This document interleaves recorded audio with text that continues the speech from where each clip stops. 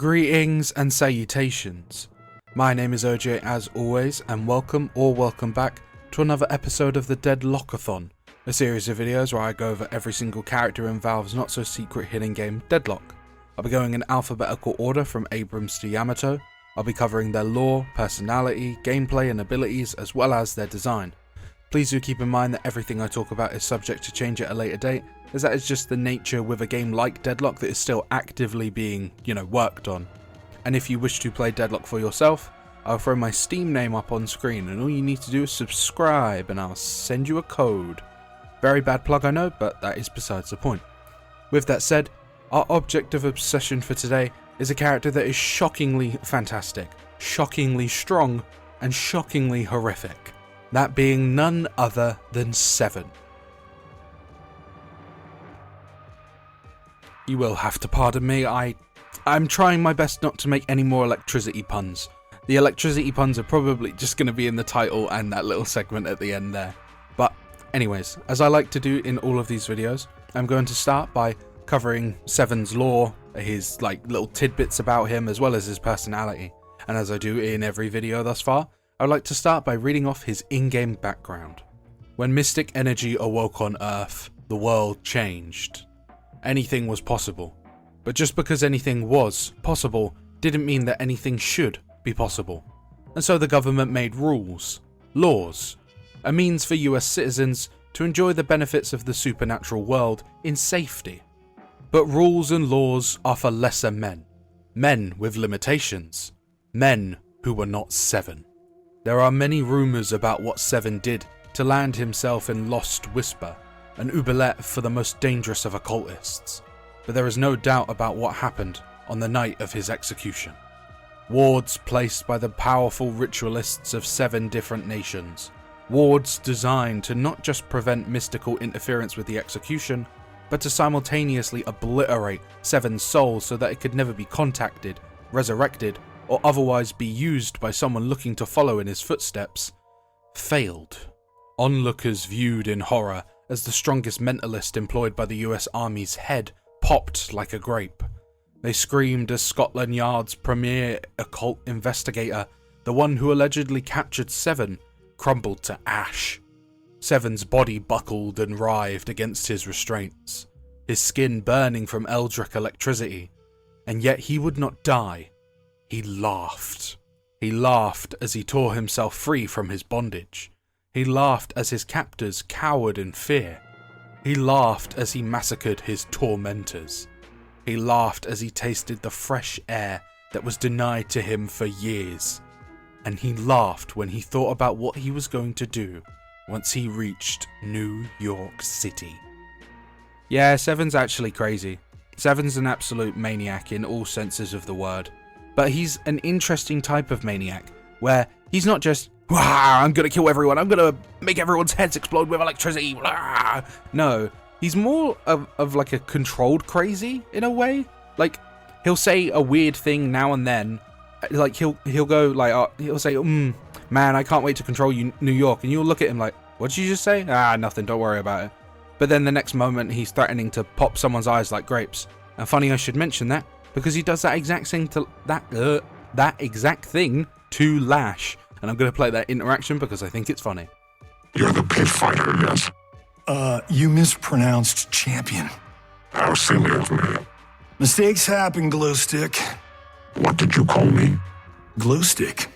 It's your new nickname. Call me that again, and I will pop your eyes like grapes. 7 it is. I find it absolutely hilarious that even Lash is aware enough of who Seven is that when Seven says, I'm going to pop your eyes like grapes, Lash is immediately like, oh, silly me, how could I forget your name's Seven? Oh, wow, we're the best buddies, ain't we? Like, even Lash is aware enough that Seven genuinely means what he says. When he threatens someone, he really does mean it, and he very well could do what he just threatened Lash with. Quite easily, actually. In lore, Seven seems to be one of the strongest characters in this game, like only behind, say, people like the Doorman, who are literally eldritch gods, or eldritch gods. So, like, Seven is up there on the totem pole of strength, as of current, of course. there could always be characters introduced later on who are stronger than him, but his strength is not very misrepresented. Like, most characters are aware of his strength, and the very few that actually challenge him to any sort of fight are either the ones who have something on him, or more importantly, probably have the skills to back it up. Hayes is a part of the OSIC. The OSIC are after Seven, that he is on the run from them. He uses, I think I mentioned this in Mo and Krill's video, but he does actually use Mo and Krill's tunnels as a kind of way to hide from the OSIC. So he kind of has to go underground and blah blah blah. But Hayes does have like comments saying, how long until we start fighting each other after the ritual? Which implies that there is actually a kind of two-way thing between them. Like Hayes is actually on a level where she could fight Seven and not be completely obliterated by him with the snap of his fingers. Like, Hayes is probably a lot stronger than I'm thinking she really is, at least in her video. I didn't downplay her strength. She probably is incredibly strong, but you know, when you're part of a Sandman division, implying that there are more than one of you, you kind of just like presume that said people aren't really that strong. But hey, if she's fighting Seven toe to toe, why should I doubt that woman? But speaking of Seven further, and some other lore tidbits about him, he has done research on astral gates and credits Professor Dynamo as an influence in his work. Dynamo's petrified of the idea that his work has inspired someone as absolutely maniacal as Seven, but hey ho. And I must mention this, I mentioned it in Kelvin's video, but I think we have some old man Yowie on our hands, because Seven and Kelvin definitely knew each other before the both of them experienced whatever events they both experienced. And considering that Seven to Dynamo says that he has loved someone at some point, I want to place a huge bet that is Kelvin. I want to place an enormous bet, actually. You know, I bet the channel on it. No, I don't. I take that back, actually. But speaking more further of Seven, personality-wise, he is, as I said, kind of like a controlled maniac. He's not just like running around saying, oh, I'm going to make everyone's heads explode. He's kind of just biding his time. He knows that his time to obliterate people will come once he summons the patron and achieves his goal of apotheosis, which, by the way, means the glorification of a subject to divine level, implying that, you know, Seven wants to become a god or gain godlike powers. He knows that once he gets those powers, he can become, you know, I'm going to kill everyone, I'm going to explode everyone's heads with my electricity. But until then, he needs to bide his time. So, he is a more restrained, controlled version of himself.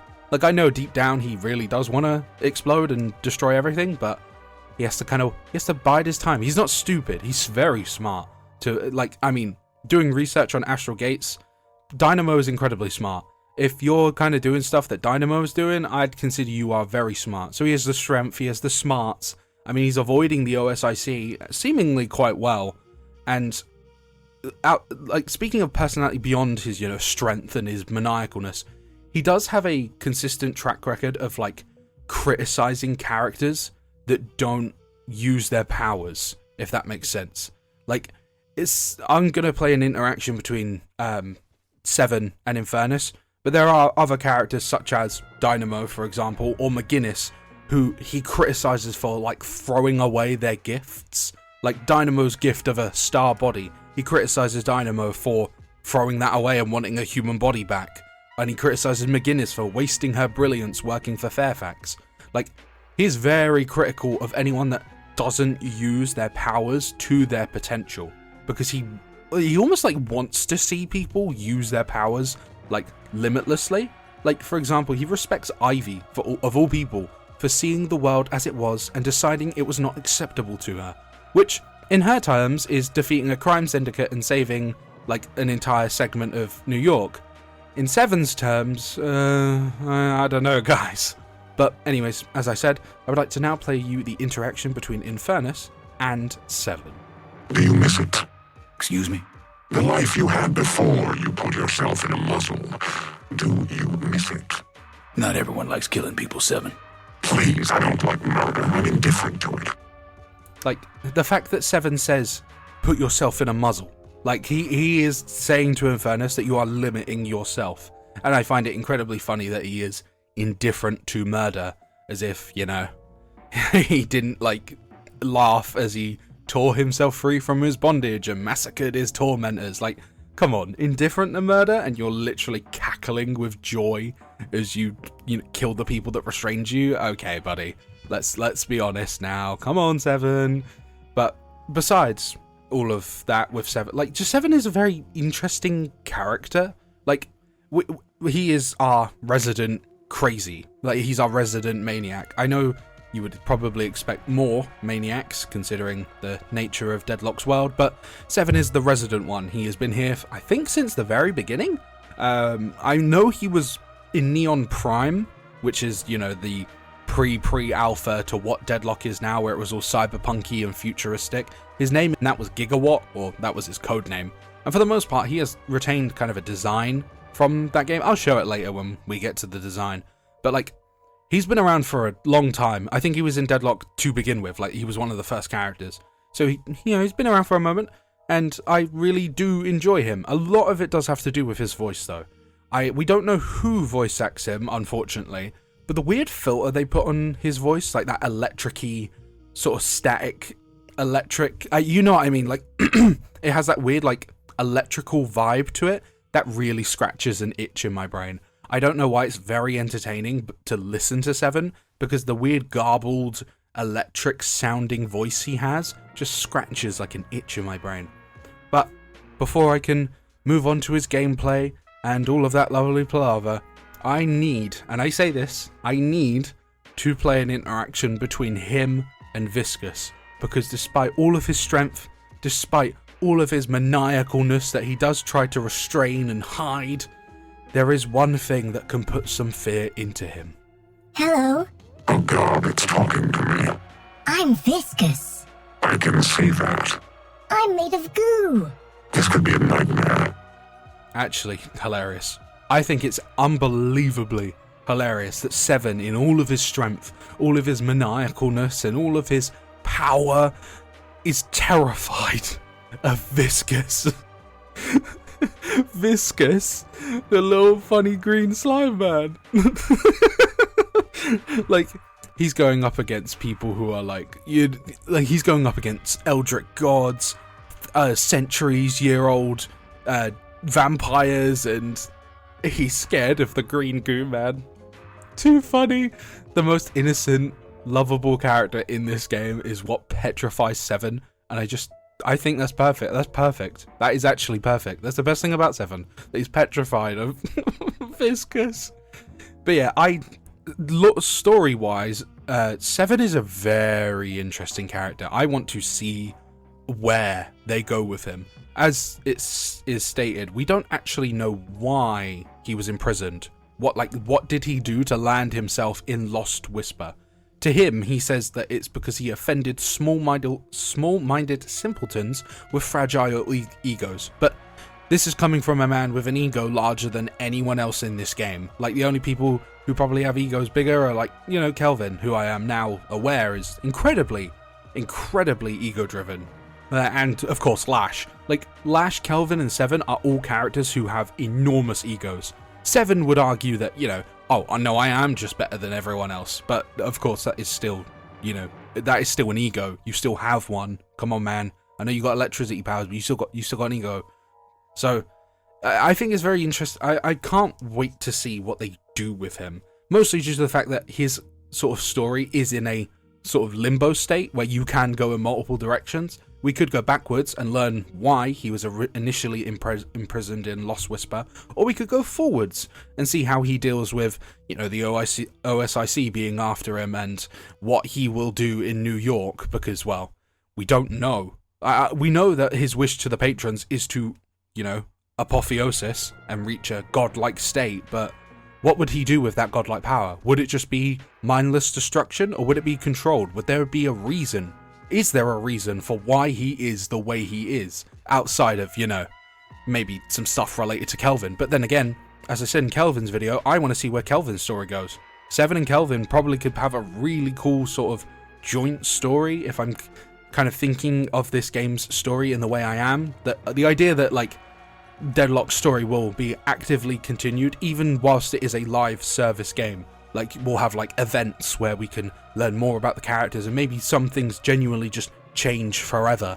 You know how like in League of Legends they had the story stuff with Gangplank and Miss Fortune, and for a brief period of time Gangplank was unplayable because he was killed in lore. Like that sort of stuff, if that sort of stuff starts happening with Deadlock, man, I couldn't be happier. But yeah, I think Seven is a very, very entertaining character. He is a maniac through and through, but he's like a controlled maniac, and he very much mocks a lot of people. I mean, he also threatens a lot of people as well, but hey ho, that's part of the fun of it, no? So yeah, with his lore and personality discussed, I would now like to move on to talking about his gameplay and abilities. Please keep in mind for this next segment I use OBS to record my audio and gameplay at the same time, so if I sound a little bit different I do apologise in advance. But with that said, we are now going to talk about his gameplay and his abilities. Right, so here we are in the ever so lovely and ever so helpful training range to talk about Seven's gameplay. Now, I'm sure some of you remember that in the intro of the video I said that he was shockingly strong. Hell, it might even be in the title. Yeah, no, that wasn't a lore pun. I wasn't joking about his strength in lore. I'm joking about his strength in game. I'm going to get this one out of the way very, very quickly. Seven is the strongest character in this game. I'm going to argue that right here, right now. It's him or Ivy. Seven is very, very good. Very good. You go check any tier list made by any professional player of this game. I know it's kind of weird to say professional player for a game that's not even out, but you check any tier list on any website, blah, blah, blah. Seven's top 3. Bar minimum. Minimum, by the way. Minimum. Top, bottom. He's bottom. His lowest point is 3. Out of 32 characters, I think. 7 a row. 7, 14, 21, 28. Yeah, 32. 32. Out of 32 characters, he is bare minimum in the top 3 every single time. Why, you may ask? Well, that's why we're talking about his gameplay. So, first things first, as I like to do in every one of these videos, we start with his weapon known as Cold Calculus. This is a 5? No, 5? How many bursts is this? It's a 3-round burst rifle with a shockingly fast... I need to stop making electricity puns. I said I would stop. It's a surprisingly, there we go, surprisingly fast fire rate, all things considered. This weapon is ridiculous. This weapon is ridiculously strong because not only is it very good in lane for, you know, killing minions and securing souls due to its nature as a pseudo hit scan weapon. No weapon in this game is actually hit scan. They're all just so fast you might as well be hit scan. It does really good damage. It's about, like, is that like 11 bullets a shot? And if you hit the head... I have no upgrades on, by the way. I have no upgrades, I have no abilities, I have no items, and this thing is doing 56 if I hit all 3 headshots. Do you understand how strong this thing is? This gun is ridiculous. This gun is stupid. It's got very fast reload time, all things considered. Fast fire rate, very good damage. It's a 3-round burst weapon, so you can, like, sort of flick your bullets around, I suppose. This weapon is just stupid. It's got really good range as well. Like, if I shoot from this distance, like, that's not bad damage from this range at all. That's not bad damage at all. And this gun is incredibly important because, well, we'll get to this little thing soon. But this gun is, on its own, base-wise, no abilities considered, this gun is very strong, very solid, does its job very well, does very good damage, especially in lane. Like, as you just saw, I hit 3 headshots, 57 damage, when most characters are around 600, 700 health. That's nothing to scoff at. That is nothing to scoff at, especially if you're able to, like, dump multiple mags into an enemy, like, it's not even, yeah, multiple mags or multiple bullets into an enemy, like 100 damage, and I whiffed a few shots there. Like, that's nothing to scoff at all. But this gun will only get better as we discuss one of his abilities, but again, we'll get to that later. Speaking of his abilities though, his first ability is known as Lightning Ball. If it has charges, there is an 8-second cooldown between said charges. It has a 26 cooldown at base, and you shoot a ball of lightning that travels in a straight line. It does damage to all targets in its radius. It slows down when damaging enemies and stops if it hits the world. As in, you know, the actual environment, not the JoJo stand. It does 75 damage per second and scales with spirit. It has a 3.5 meter radius and a 5-second lifetime. And to show what it does, you press 1 and you will shoot out well, a ball of lightning. That lightning will stop once it contacts anything in the area. Like, so if I throw it up at the wall, it will stop right there. Throw it at the floor, it will stop right there. And it has this, obviously, you know, quite a relatively large radius. Now, if I throw it at an enemy, like this dummy, it will fly forward, hit them, stop. Now, did you just see how much damage that did? Admittedly, this is a training dummy that is standing completely still, and most people will move out of its range. But to show what it does to a moving target, 90 damage on a moving target, huh? Do you think that's good? Do you think that's good, like early on? Like early on, like think laning phase. You think where you literally just tap a button and you throw it out? Look, even then, just if it hits with the like core of it, it will obviously last way longer. But say you just hit it with the side. Still 180. Maybe we go as far out as I possibly can get it. There we go, that right there. Still 120. Do you see how much damage that is? Can you imagine how much damage that is in lane?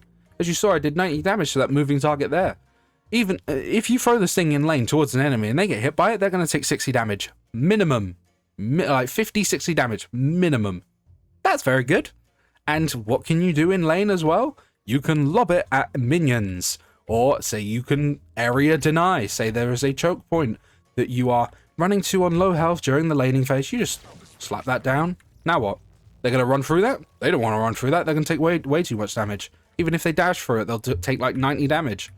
This ability is ridiculously strong. It's very good for wave clear. It's very good for area denial because, as I said, you can just kind of lob it in choke points and they'll have to run through it. It's very good just kind of throwing it at people, like literally just looking at them and just lobbing it their way.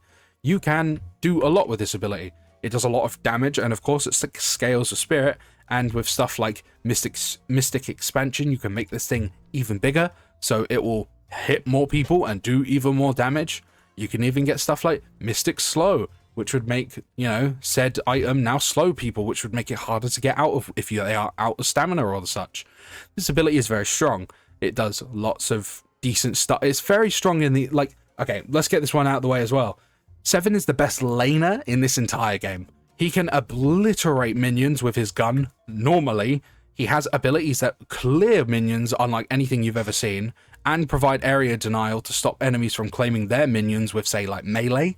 Like, say an Abrams tries to run forward and claim your minion with his melee punch. Like, you throw the lightning ball at him, and then he's going to take, like, what, 100 damage or something? 100 health just lost just because he wanted to melee a minion? That's stupid. That's really, really dumb. And again, I'll keep mentioning it. Once we get to this ability, you understand why he's so good at laning. But anyways, getting ahead of myself again. On its first upgrade, as in lightning ball, you get an extra charge to it, meaning you have now got 2 charges. On the second upgrade, you reduce the movement speed of enemies hit by it by 35%, which will only allow this thing to do even more damage. And you know what? Just to, you know, show that, because I like to be transparent with this sort of stuff. Okay, that was actually kind of a bad example. Last time I hit 90. No, maybe not. Maybe that enemy cannot be afflicted. It probably can. How does that work then? Yeah, it just slows down enemies. Okay. The minus 35% movement speed didn't really seem that noticeable just then. I've never really noticed. I didn't even know it had movement speed debuff on it anyways, actually. I must admit. But anyways, on its final upgrade, you increase the DPS by 65, bringing it to 140, and you increase the radius by 1 meter, bringing it to 4.5 meters, which only makes it larger, which, by the way, a whole extra meter makes it shockingly bigger. And yeah, 400 damage from that. I know this is a fully maxed out lightning ball, but that's 400 damage at base. I don't have any items. I haven't bought anything. Can you imagine how much that does with items late game? We're fighting under the patron. Bang! Yeah. Also, it does really good damage to objectives, because shockingly, most of the objectives in this game are quite large. So the lightning ball will stop as it travels towards them and hits them. Like, the walker can get shredded by lightning ball. Like, because it was just, the walker's massive. It would literally, I think the lightning ball actually ends up running out before it actually goes out the other end of the walker. It's stupid. 7 can shred, like, objectives. He's not the best at it. That title has to go to Wraith. and I'll mention that when we get to our video, but like 7 can shred objectives as well, mostly because of Lightning Bolt and third ability, but again, getting ahead of myself. But yeah, Lightning Ball is a very strong ability, does very good damage, especially if they are stuck in it for more than like half a second. I mean, even if you're just skimming them with the edges of it, you're still going to be doing like quite a lot of damage. I mean, yeah, it's silly. It's a silly ability. And as I said, it's very good for area denial. Like if I just put it in this doorway, you literally can't enter the doorway without getting hit by it. So, and it reduces movement speed, which, I mean, it didn't really seem that noticeable when I lobbed it at that guy over there, but hey ho. It does exist, it probably does affect people, and maybe I'm downplaying how strong that movement speed debuff is, but hey ho. Anyways, his second ability is known as Static Charge. It's a 16-meter radius, which, funny enough, does scale with Spirit. It has a 42-second cooldown, and you apply a charge to a target enemy hero. After a short duration, the Static Charge stuns and damages enemies within its radius.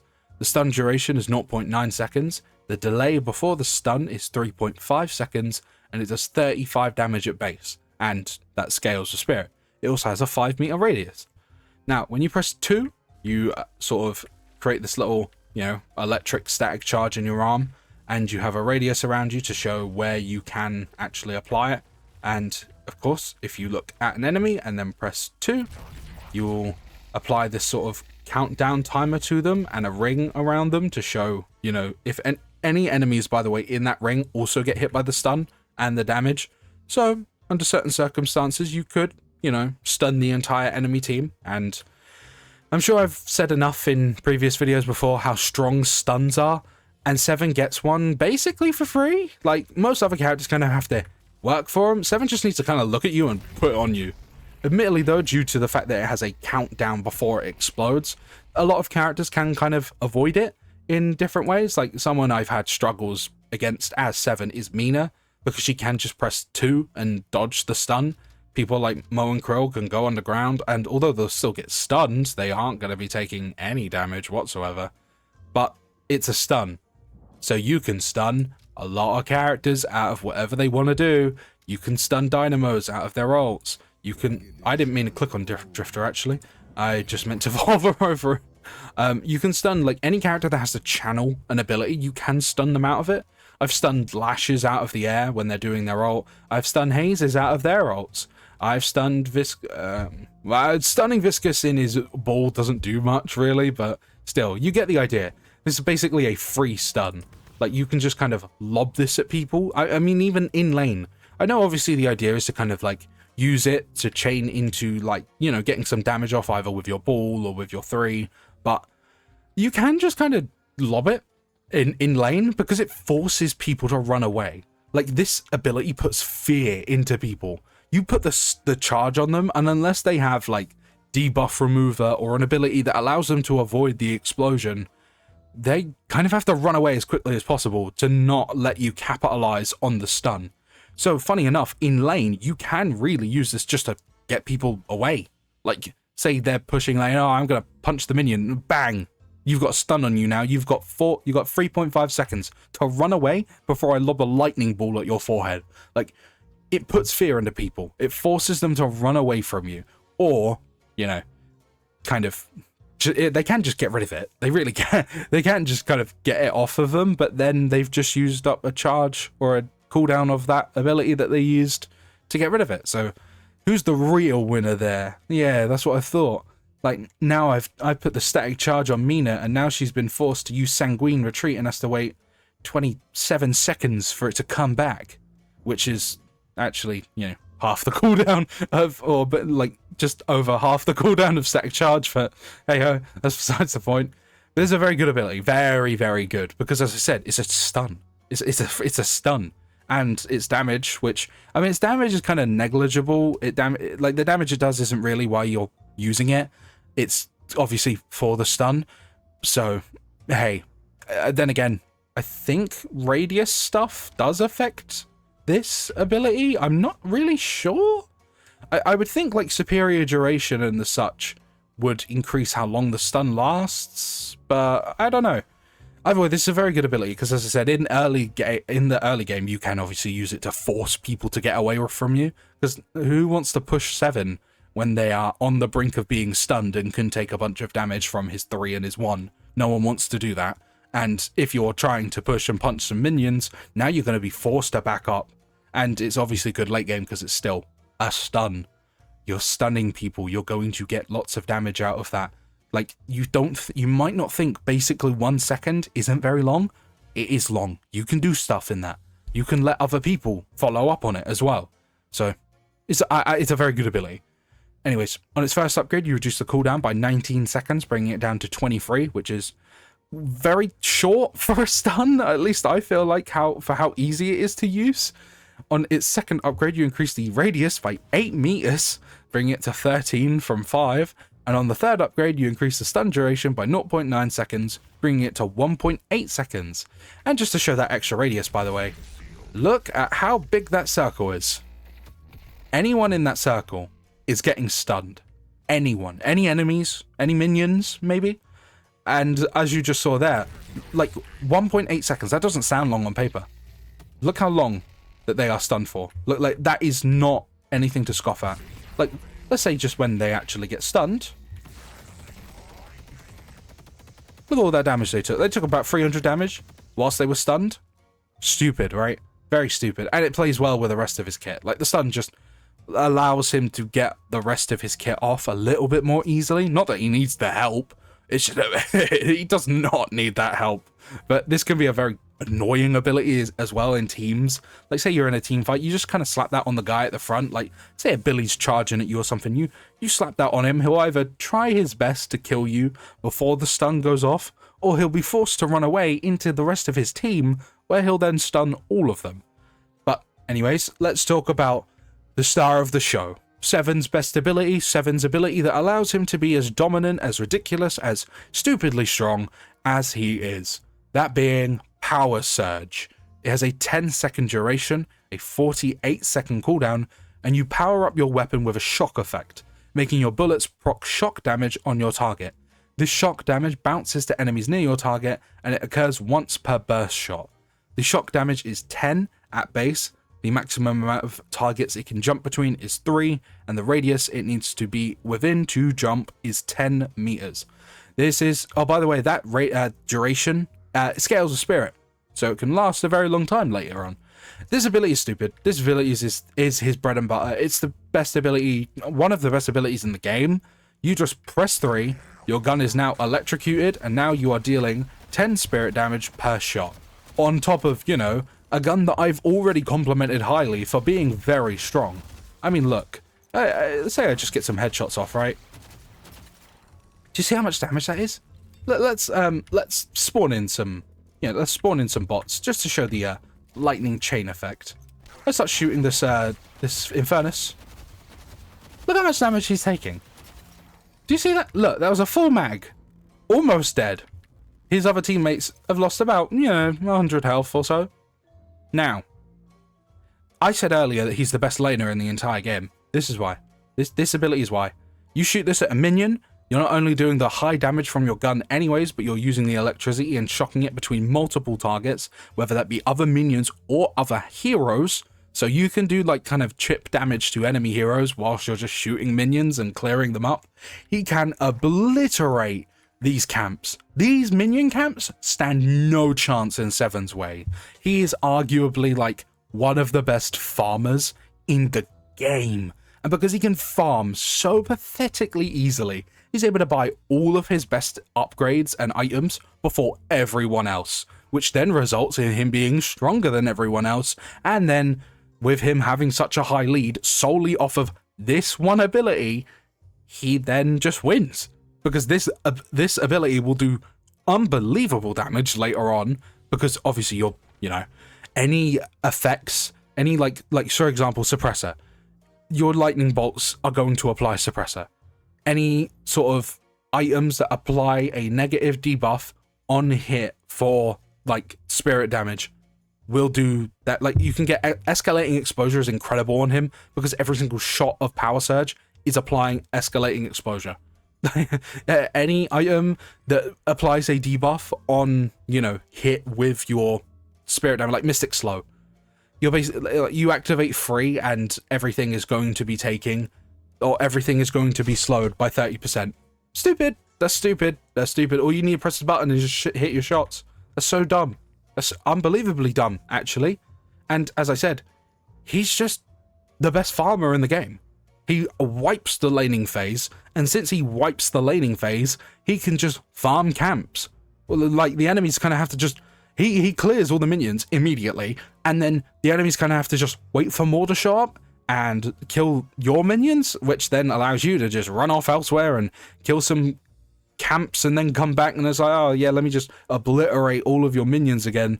Like, this is a dumb ability, and as I said, this thing can do some ridiculous damage later on, like, just as a, you know, why not? Let me just show. You know, I love to show every now and then how strong some abilities can be. Let's just buy every single thing in this list. Now, by all means, I don't have any of the usual, I don't have any boons, so I don't have any extra spirit power stat increases or any ability upgrades. This is base level power surge as well, so this is, you know, far weaker than 7 would usually be at this point in the game because it doesn't have all the boon upgrades as well as a upgraded power surge, because let's be honest, every single time you're playing as 7, power surge is the first thing you upgrade to max. But anyways, you press 3.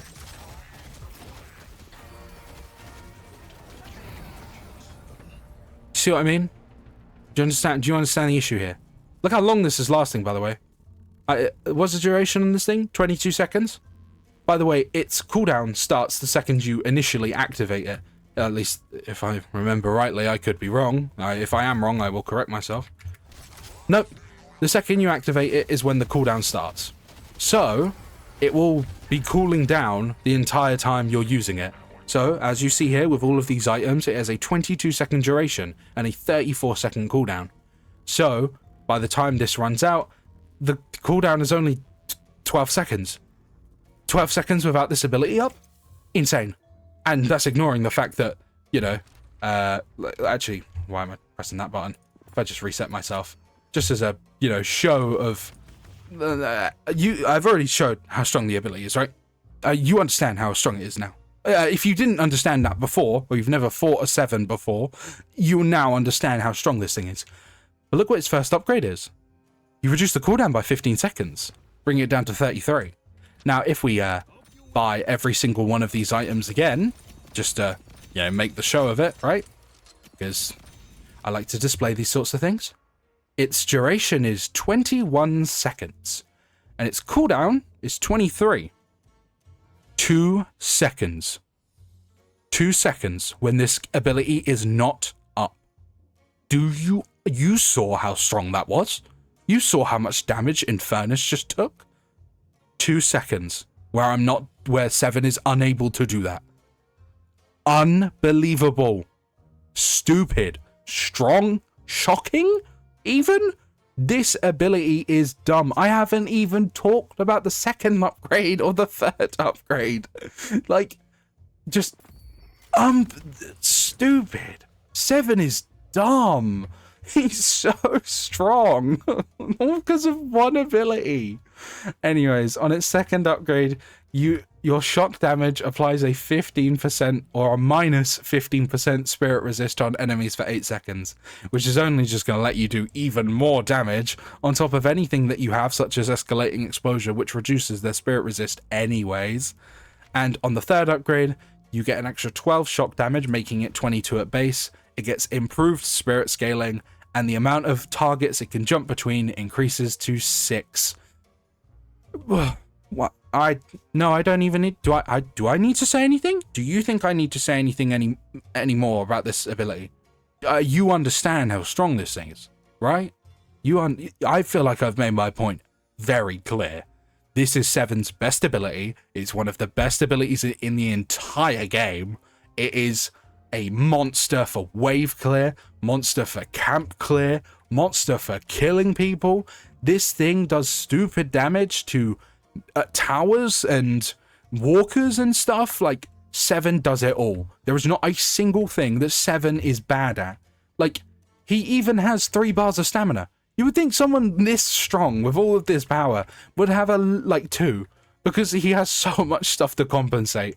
But no, he has 3 stamina bars. Of course he does. He has incredibly strong movement speed. for some reason, like, his movement speed just feels way quicker than most other characters in this game. If I remember rightly, he gets... Does he not get... There's something, like... Yeah, move at max 7 while using power speed, or power surge. I have no idea, but whenever I use power surge, it feels like I just run twice as fast. I have no idea how that happens or why that happens. If I check his movement speed, right? It should be somewhere, right? 6.8. That's why. Figured it out. I understand now. Is that for it? Does that go for any? No, no. 7's move speed scales with spirit. You can't see it, but I'm pulling like a straight. I'm pulling a straight face. I'm pulling the speed face. I know what you know what I'm doing. You know what I'm doing. I'm pulling the speed face. That's why he moves so damn fast. He has it all. He can't lose. He has incredible movement through increased move speed that scales with spirit. All of his damage comes from spirit, so there's no reason not to buy that. He has stupid wave clear, stupid strength against actual enemies, stupid minion camp clear, stupid tower destroyer. What can't this character do? He can stop people doing their ults. He can kill anything. And it only gets worse because of Stormcloud. You've encountered this ability once in your life, I'm sure. But either way, it has a 7-second duration, a 30-meter radius, a 180-second cooldown, and you channel an expanding Stormcloud around you that damages all enemies within its radius. Radius. Enemies do not take damage when they are out of line of sight, and you have increased bullet resist during the channel. You do 90 damage per second. The initial radius starts at 10 meters. You get an extra 20% bullet resist, and while channeling, you are able to press the left mouse button to mark a targeted area to be struck with a powerful lightning bolt that knocks enemies away after a 0.2 second delay. You can only use it once per cast of this ability. The lightning strike does 90 damage, but it scales with spirit, and the strike radius is 7 meters. Now, watch. I jump. I press button. I press 4. Lightning. I turn into a gigantic storm cloud, or 7 turns into a gigantic storm cloud that electrocutes anything and everything in its line of sight. The only way to counter this ability is to get out of line of sight. The only other things that can counter it are stuns, such as, his own, but here's a fun fact. When you're playing as 7, no one else is playing as him. So the only characters that can really counter him or stun him out of his ult is maybe, say, Sinclair if he's copied someone who has a stun, Dynamo, I guess. I don't think the black hole reach... most of the time when you're using this ability, you want to be as up high as possible to get the most, line of sight possible. The higher you are, the better. So you are usually going to be too high for the black hole to actually touch you. The doorman, you'll be too high for the doorman to probably touch you unless he, uses the doors to come up and get you. Bebop can hook you, I think. So I would be aware of that. Abrams can't hit you with that because it's a ground pound. Hayes can throw a knife at you, I suppose. But that's why you have to play 7 a little smartly. His ult is probably the thing you have to use the most of your brain power for. As I've showed, the power surge is a damn near passive ability. He might as well just be shooting these lightning bolts out of him whenever he just shoots a bullet. You saw the 2-second downtime. Ridiculous. But this thing, you kind of do have to think about when you're using it. You have to make sure that people don't have certain cooldowns ready or certain abilities up. You kind of have to be aware of who you're using it. You can't just pop it willy-nilly and expect the best, right? If there is a Bebop on the enemy team, kill him. Get rid of him. Get rid of him first. Get rid of Bebop with your power surge and then just lightning cloud. Because this thing will do stupid damage. You guys know how strong this stupid ability is. The only other thing that can really counter it, let's say you do kill Bebop. Where is it? Knockdown. Knockdown is your worst nightmare because obviously it applies a stun after 2 seconds and it's increased on airborne targets. As I said, you really want to be in the air when you're using it. You don't want to just pop it on the ground. You do want to be on a higher up elevation to kind of get as much radius as you can. So you do kind of have to be aware of when you're using it and such. But when you do use it, as you just saw there, and if you, of course, manage to get the entire duration off, if I just sit here and just lightning bolt people, you'll see that those Infernuses are all on unbelievably low health. And look, wow, they're all on one-shot capabilities. And then I just electrocute them all. And they're dead.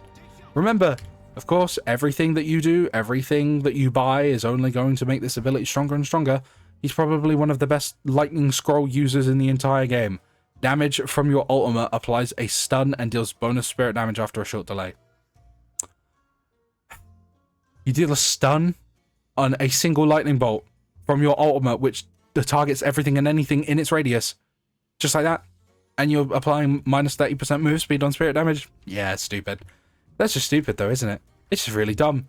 And it only gets worse. On its first upgrade, you increase your bullet resist when channeling Stormcloud by an extra 35%, bringing it to 55%. The second upgrade increases the channel time by 7 seconds and gives it an extra 10 meters in radius, bringing its channel time to 14 seconds and its radius to 40.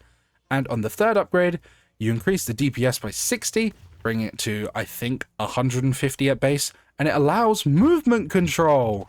Wow, so late game, you're just going to be able to move around. I mean, admittedly very slowly, but it makes you a little bit harder to hit. And as you just saw there, I am absolutely obliterating everything and anything in the radius. Like, what do I even need to say? I just managed to kill the 3 Infernus's bots twice. Stupid. This is a stupid character. This is so dumb. I'm not joking. This is the dumbest character in the game. He's stupidly strong. Unbelievable. I feel like I got my point across. This is dumb. This is dumb. This is the best character in the game. I'm gonna say it. Yeah, this is the best character in the game. He just does too much damage. He moves too quickly. He just has. Admittedly, what he is lacking is like utility healing, I suppose. But then again, you can just buy like lifesteal stuff, and you don't even have to worry. His stun is good utility as well, and he's just dumb. He's just really, really dumb. The lightning strike or the storm cloud can be just used in the enemy's base. Like, you can just pop it off the floor, and now any enemy that wants to come fight you in like the patron pit is just going to get lightning bolted or struck with lightning constantly. As I said, lightning scroll is insane on him. Every lightning strike is stacking up escalating exposure. What do you want me to say? This character is strong. With a capital S. Shockingly. I'm going to keep saying that. It's electric puns. It's too easy to make.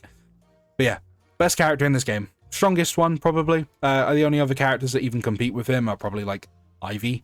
Ivy's the best support. Like, if you wanted to like kind of designate characters into roles, 7 is the best DPS in this game. He has the highest DPS potential, I think, of anyone ever. I think the only characters who ever even come close are like Wraith. And Wraith's arguably one of like the best characters in the game. She's like top 5. Like, I don't really talk about like meta and competitive stuff, because I do think every character in this game has their place and is strong in their own ways. Obviously, there are some that are better than others. Like, I think Grey Talon is quite weak. I think McGinnis is also quite weak. But I do need to make a note of whenever there is a character who's obscenely strong, and 7 is the pinnacle of that. He is the strongest. He is stupid.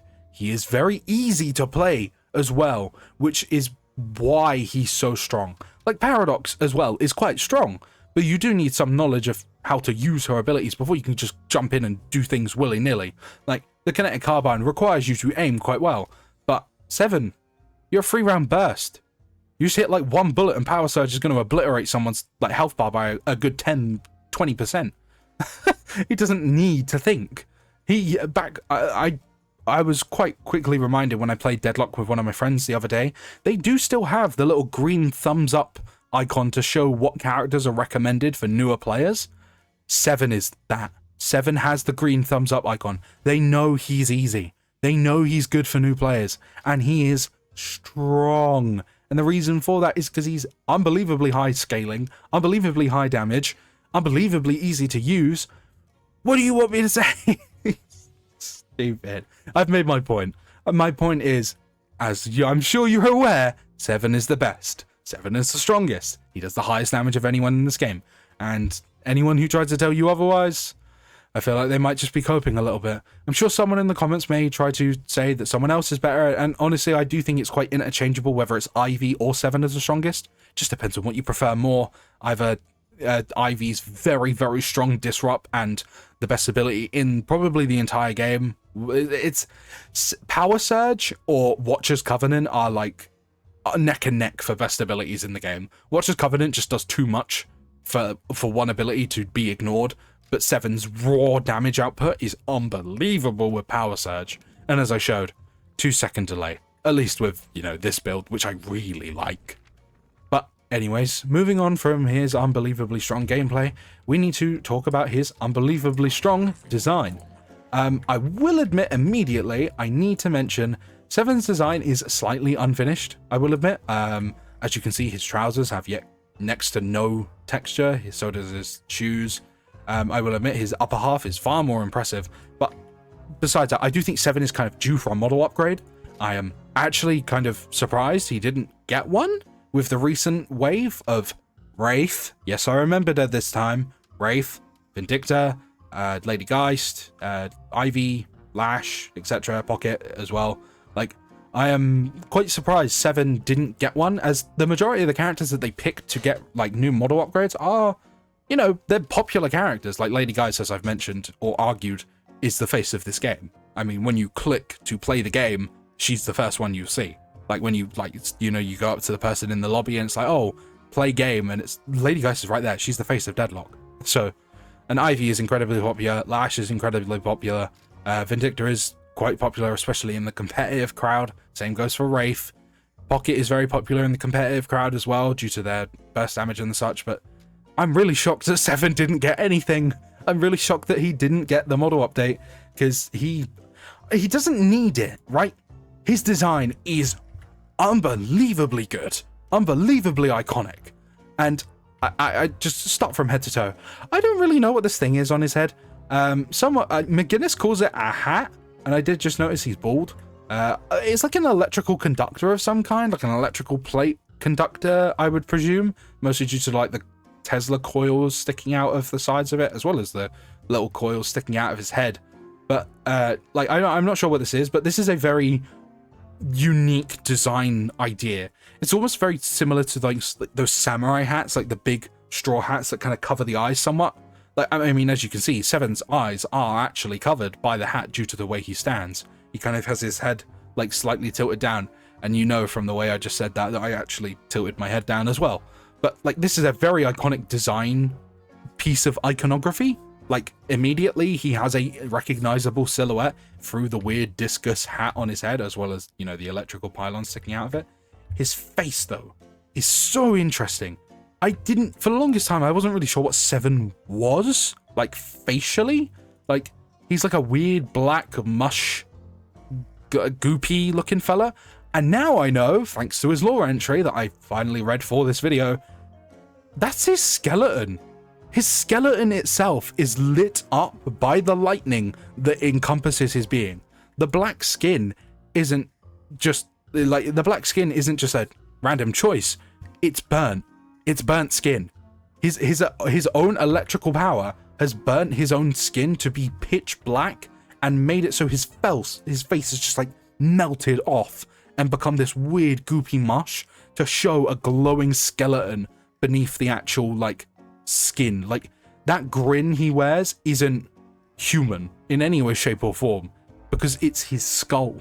It's his skull. His skull is lit up by the electricity encompassing his being to create this almost like horrific jack-o'-lantern look for his face. I think it's unbelievably fantastic, unbelievably smart. Like, can you imagine what 7 would look like with an updated model? He'd look horrific. I'm actually, you know what? There's a couple characters who have been like leaked and rumored to be coming soon, and like, I'm sure some of you may have seen them. One of them's called the Priest, who is, you know, like a sort of, well, a priest who hunts vampires, and another one is called Boho, who is looking to be some sort of cliche witch, like an actual, you know, witch with a big witch hat and stuff like that, and magic spells.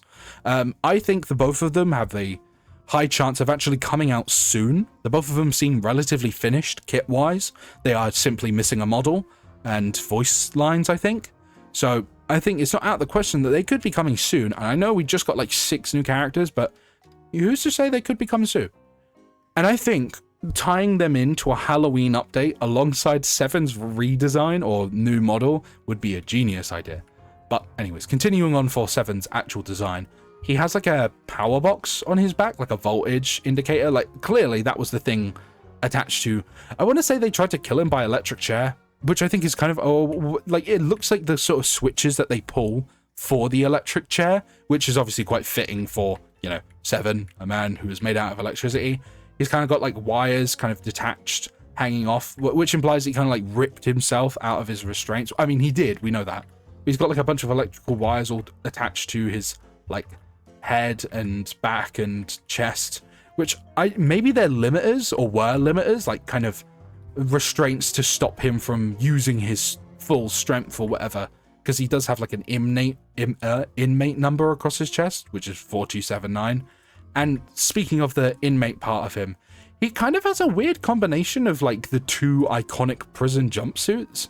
Like when you say prison jumpsuit, people either think of the orange one or the black and white striped one, and Seven kind of has both. He has a black and white striped shirt, which is ripped at the arms and kind of middle, as well as, you know, the orange trousers. So he kind of has like a weird mix of both prison garbs, which is interesting. And he obviously has like sort of restraints, leather belts strapped around his biceps and sort of his wrists as well, and chains attached to the wrists. Same goes for his legs as well. Like you can see that he has kind of ripped free of the shackles. Like they aren't just like there for decoration's sake. He has come straight from prison. And the final piece I wish to mention is his weird ass gun. I have no idea what this thing is. I have no idea how it works. Back in the day, Sinclair used to have this exact same gun model for some reason, until they changed it to be his like little wand. But this gun is kind of weird looking. I have no idea where he might have gotten it or how he made it. I want to presume he probably made it. It has like electrical conductors on the beginning of it, which explain how he uses power surge. They're the same kind of conductors that stick out of his head. Actually, they might be the same model bar for bar, but yeah. Seven's design is fantastic. It's immediately iconic. It's incredible. I cannot sing my high praises for it enough. It genuinely is just held back by like missing textures. Like if he gets his model update in for Halloween or something, ooh, I will not be able to be happier. But yeah, with all of that said, we are now at the end of the video, and again, I can't sing Seven's high praises enough. He is the strongest character in this game. He's incredibly entertaining, like personality wise, through his like controlled maniac persona, and I think his design is just perfect. He's one of those iconic faces of Deadlock, in my opinion. He's one of like the few characters that kind of just instantly are like, yeah, that's Seven from Deadlock. So then again, I could say that about like everyone. Like I argue who the characters with the most recognizable designs, probably Infernus. A lot of people, including myself, usually jump to playing as Infernus first, and I do think that has a lot to do with his design. Lady Geist is literally the face of this game, in my personal opinion, and yeah, Seven sits up there as well. Abrams as well, of course, because he was literally on the main thingy. He was on the main menu for a long ass time until the recent update with a new one and the such.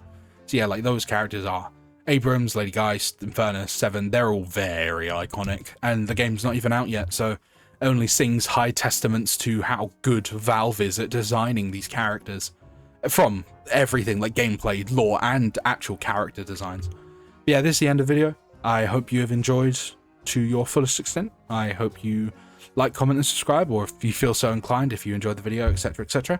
I hope you have a lovely rest of your day, whether that be a good morning, afternoon, evening, etc.